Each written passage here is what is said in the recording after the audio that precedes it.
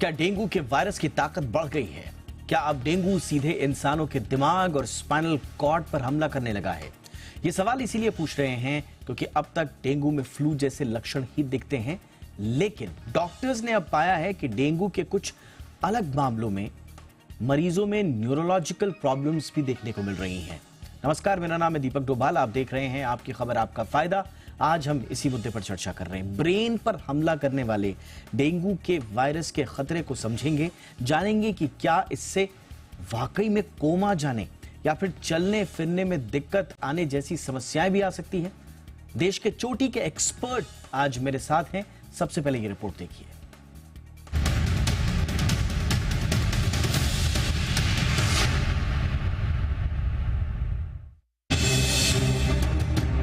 बारिश के मौसम के साथ ही देश भर में डेंगू के मामले बढ़ने लगते हैं।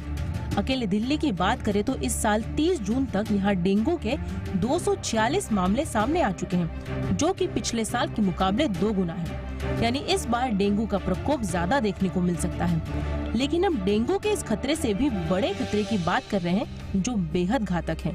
जी हाँ, डेंगू के वायरस इतने खतरनाक हो चुके हैं कि अभी इंसानों के दिमाग और स्पाइनल कॉर्ड पर भी हमला करने लगे हैं। चौंकिए नहीं, डॉक्टरों की माने तो डेंगू के ये न्यूरोलॉजिकल लक्षण बेहद घातक हैं। अब तक डेंगू में फ्लू जैसे लक्षण मिलते रहे हैं।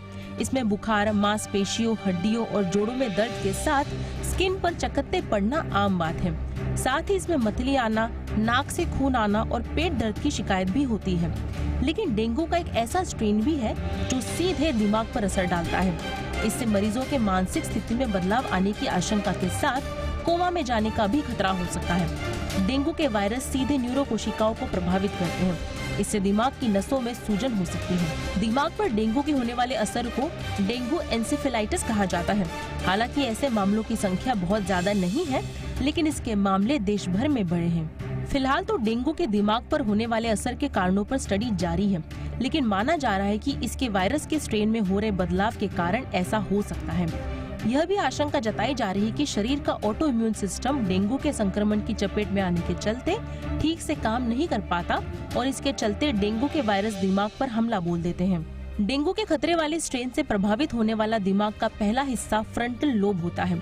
ये वो हिस्सा होता है जिससे व्यक्ति की याददाश्त, सूझबूझ, निर्णय लेने की क्षमता संचालित होती है। दूसरा हिस्सा बेसल गैंग्लिया होता है। यह हिस्सा व्यक्ति के चलने फिरने के लिए जिम्मेदार होता है। डेंगू से प्रभावित होने वाला दिमाग का तीसरा हिस्सा पैराइटल लोब है। इसके प्रभावित होने की स्थिति में मरीज बेहोश हो जाता है। यह हिस्सा हाथ पैर को एनर्जी देता है। डेंगू के मरीजों के दिमाग में खून जमने से ब्रेन स्ट्रोक का भी खतरा बढ़ जाता है। मेडिकल साइंस में स्थिति को डेंगू एन्सेफेलोपैथी कहते हैं। अब जबकि मानसून के आते ही डेंगू अपने पांव पसारने लगता है, इसलिए मच्छरों से बचें, बॉडी को हाइड्रेट रखें। अगर इसके लक्षण दिखते हैं तो तत्काल डॉक्टर को दिखाएं, क्योंकि डेंगू के खतरे से बचना है तो एहतियात ही इसका सबसे बड़ा इलाज है। ब्यूरो रिपोर्ट, जी मीडिया।